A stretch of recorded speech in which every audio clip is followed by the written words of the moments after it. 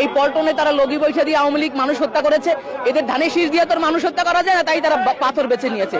আমি মনে করি আওয়ামী লীগ থেকে একেবারে ফটোকপি হয়ে গেছে বিএনপি এখন। এই লন্ডন বসে উপদেশ বাণী না দিয়ে, হাওয়ায় হাওয়ায় উপদেশ না দিয়ে একদম সশরীরে উপস্থিত হয়ে তারা দল গোছাক। পৃথিবীতে একটা মাত্র দল আমার মনে হয় যারা ক্ষমতায় আসার আগেই জনগণ তাদের বিপক্ষে চলে গেছে এবং তাদের বিচার চায়। পর্যায়ক্রমে এক একটা ঘটনা এরকম আরো ভয়াবহ ঘটনা ঘটবে, কারণ তাদের চেইন অফ কমান্ড নেই, একদমই ভেঙে গেছে।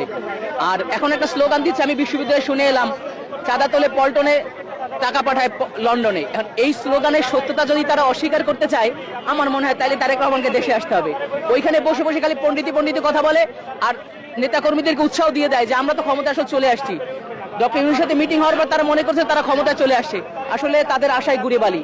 এগুলো সাধারণ মানুষ বোঝে, সাধারণ মানুষ সবকিছু অবজার্ভ করে। সুতরাং তাদের এইসব ঘটনা কারা ঘটাচ্ছে আর তারা মানে দায়সারা তাদেরকে বহিষ্কার করার মতো করে এভাবে দায়সারা যায় না। তাদের গবেষণা সেল নাই, নেতৃত্বের কমান্ড নাই, চেইন অফ কমান্ড নাই, দলটার অবস্থা যাই তাই, কে কাকে বহিষ্কার করে কেউ কারোর কথা শোনেই না। এবং এটা আওয়ামী লীগের একেবারে ওই চরিত্র থেকে কর্মীরা যা শিখছে তাই করছে, এর বাইরে কিছুই করছে না, তাদের নতুনত্ব কিছু নাই।